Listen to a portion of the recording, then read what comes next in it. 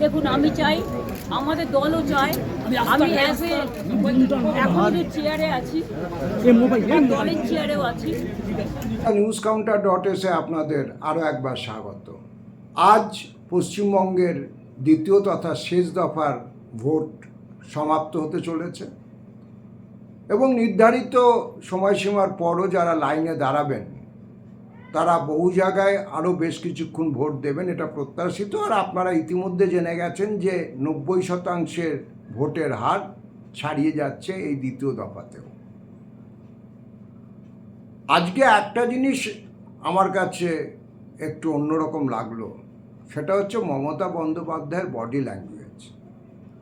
প্রথমত, আমি মমতা বন্দ্যোপাধ্যায়ের নির্বাচন যবে থেকে কভার করছি, অর্থাৎ 89 থেকে,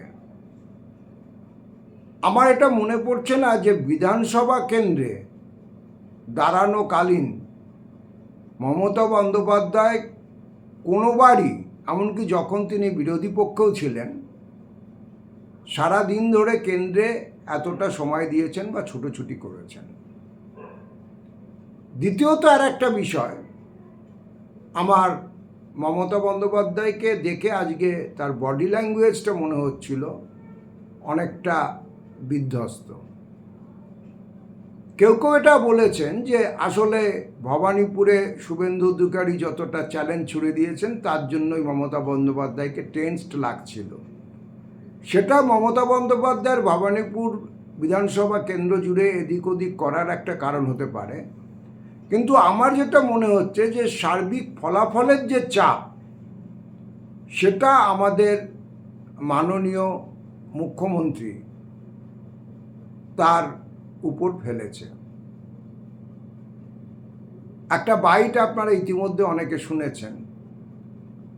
মুখ্যমন্ত্রী কথা বলতে গিয়ে বলছেন যে আমি এখনো চেয়ারে আছি।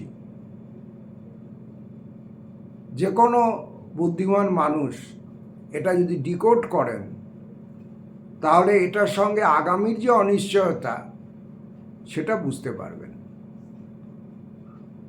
আমার নিজের যেটা মনে হয়, মমতা বন্দ্যোপাধ্যায় রাজনীতির খুঁটিনাটি একদম গ্রাউন্ড রিয়ালিটি খুব ভালো জানেন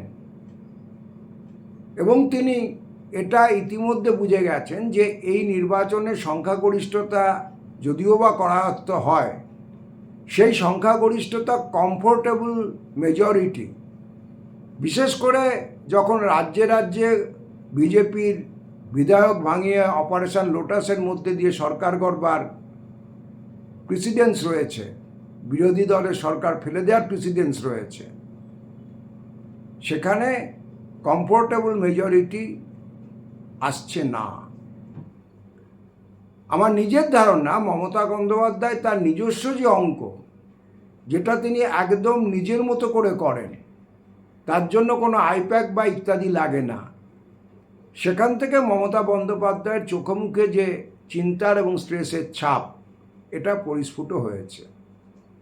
যারা আমার ইউটিউব চ্যানেল নিয়মিত দেখেন তাদের এটা মনে থাকবে যে আমি এটা বলেছিলাম, প্রথম দফার যে 152টা কেন্দ্রে ভোট হয়েছিল 2021-এর নির্বাচনে, তার মধ্যে 92টা আসন তৃণমূল কংগ্রেসের গিয়েছিল, কিন্তু এবার খুব বেশি হলে 60-65টা আসন তৃণমূল কংগ্রেসের যাবে প্রথম দফার ভোটে। তার বেশি তৃণমূল কংগ্রেস এগোতে পারবে না। অনেকে দ্বিতীয় দফার ভোট দেখে বলছেন, আমি জানি না এক্সিট পোল, আমার প্রোগ্রাম যখন আপনারা দেখবেন, আমি যতক্ষণে ইউটিউবে তুলতে পারবো, বাই দ্যাট টাইম এক্সিট পোলগুলো হয়তো বেরোতে শুরু করে দেবে।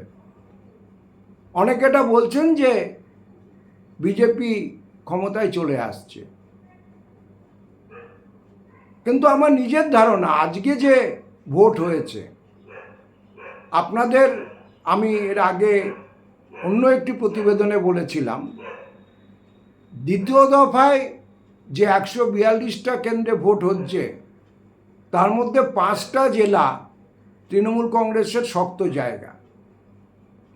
সেটা হচ্ছে উত্তর 24 পরগনা এবং দক্ষিণ 24 পরগনা, হাওড়া, পূর্ব বর্ধমান এবং অবশ্যই কলকাতা।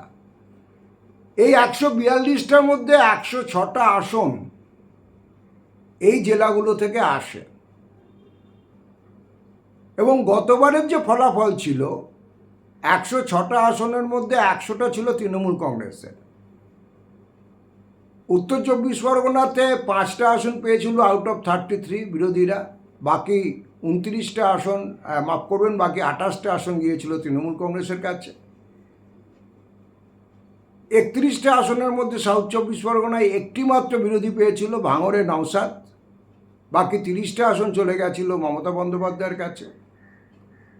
হুগলির হাওড়ার ফলাফল ছিল 16-0, পূর্ব বর্ধমানেরও তাই রেজাল্ট ছিল 16-0, কলকাতায় রেজাল্ট ছিল 11-0। এবং আমি এটাও বলেছিলাম যে এই 106-এর মধ্যে 100 এই স্ট্রাইকিং রেট না হলেও অন্তত 90 না করতে পারলে এই 5টা জেলা মিলিয়ে কমফোর্টেবল মেজরিটিটা আসবে না। কারণ এবার নদিয়ার ফলাফল খারাপ হতে চলেছে, আপনারা 4 তারিখে মিলিয়ে নেবেন। অধিকাংশ আসন ওখানে বিজেপির পক্ষে যাবে। এবং আমি এটাও বলেছিলাম যে হুগলিতে এবার আসন লস হবে। হুগলিতে গতবার আরামবাগ সাব ডিভিশনে কেবলমাত্র তৃণমূল কংগ্রেসের আসন লস হয়েছিল। এবার আরামবাগ সাব ডিভিশনের বাইরেও 2টো আসন বামপন্থীদের দিকে হেলে আছে, একটা উত্তরপাড়া, অন্যটি পান্ডুয়া। এর বাইরে বিজেপি একাধিক আসনে, যেগুলো ট্র্যাডিশনালি কংগ্রেস বা তৃণমূল কংগ্রেসের আসন, সেখানে উঠে আসতে পারে। সুতরাং এই 5টা জেলার উপরে, আমি যে 5টা জেলা নিয়ে আলোচনা করছি, 2 24 পরগনা, কলকাতা, হাওড়া এবং পূর্ব বর্ধমান, সেখান থেকে অন্তত 90টা আসন যদি না জোগাড় করতে পারে তৃণমূল কংগ্রেস, তাহলে কমফোর্টেবল মেজরিটি, মানে 148-এর ম্যাজিক ফিগারের বাইরেও কিছু আসন থাকবে না। কিন্তু আজকে যা ভোট হয়েছে তাতে এই জেলাগুলোতে তৃণমূল কংগ্রেস ভালো করলেও গতবারের তুলনায় অনেকটা বেশি খারাপ করছে, এবং এই লোকসানের পরিমাণ এটা 20 থেকে 25টা আসন পর্যন্ত হতে পারে। অর্থাৎ 106টা আসনের মধ্যে যেখানে তাদের 100টা আসন ছিল, সেই সংখ্যাটা নেমে যেতে পারে।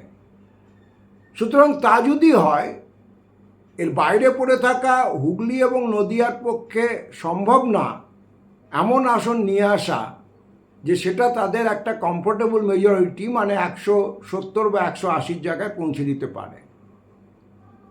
যদি এখানে তৃণমূল কংগ্রেসের মেজরিটি হয়ও, সেটা আমার নিজের ধারণা 155-160-এর মধ্যে আটকে যাবে।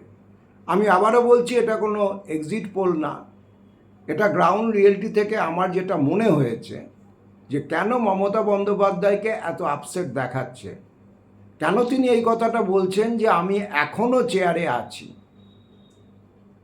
আমি সেই গ্রাহ্য ব্যাখ্যাটা উপস্থিত করবার চেষ্টা করলাম। উত্তর 24 পরগনা এবং দক্ষিণ 24 পরগনাতেও কিছু আসন লস হবে, সেটা আমি আমার আগের এপিসোডে আলোচনা করেছি যে উত্তর 24 পরগনায় কয়েকটি আসন বিজেপি এবং বামপন্থীরা বাড়তি পেতে চলেছে।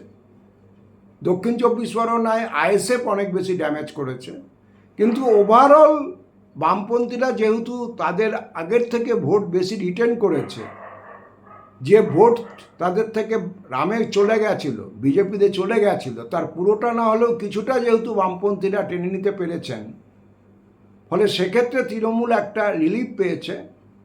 কিন্তু যেখানে যেখানে আইএসএফ উঠে এসেছে, সেটা ভাঙড় হোক, সেটা পূর্ব ক্যানিং হোক, সেটা মগরাহাটের মতো সিট হোক, বা উত্তর 24 পরগনায় আমডাঙ্গা হোক, দেগঙ্গা হোক, বা উত্তর বসিরহাট হোক, বাদুড়িয়া হোক, সেখানে কিন্তু তৃণমূল কংগ্রেস বিপদের মুখে পড়বে। সুতরাং এখন অবধি দ্বিতীয় দফার ভোট দেখে এইটা আমার মনে হয়েছে যে বামপন্থীরা তাদের ভোট কিছুটা ফেরত নেওয়াতে তৃণমূল কংগ্রেস বহু আসনে খুব জোর বেঁচে যাচ্ছে। দ্বিতীয়ত, সংখ্যালঘুরা ভোটের বিপদ আইএসএফের দিক থেকে এলেও শেষ মুহূর্তে বহু জায়গায় সংখ্যালঘুরা সিদ্ধান্ত নিয়ে তৃণমূল কংগ্রেসকে ভোট দিয়েছেন, যেমন নদিয়ার চাপড়া সিটটা যেমন তৃণমূল কংগ্রেসের হাতছাড়া হয়ে যাওয়ার মতো সম্ভাবনায় পৌঁছে গেছিল, কিন্তু হয়তো সেই সিটটা শেষ অবধি নদিয়ায় তৃণমূল কংগ্রেস বার করে নিতে পারবে, কারণ ওখানে চাপড়ার সংখ্যালঘু সমর্থকদের একাংশ যারা কংগ্রেসকে ভোট দেবে সিদ্ধান্ত নিয়েছিল, তারা শেষ মুহূর্তে সিদ্ধান্ত বদল করে তৃণমূল কংগ্রেসকে ভোট দিয়েছে। এই সমস্ত ভার্টিক্যালসগুলো হিসেব করে আমি আমার প্রজেকশন দিচ্ছি। এটা আমার মতামত, আপনারা আপনাদের মতামত আমাদের কমেন্ট বক্সে জানাতে পারেন। দেখা হবে পরবর্তী এপিসোডে। সকলে খুব ভালো থাকবেন।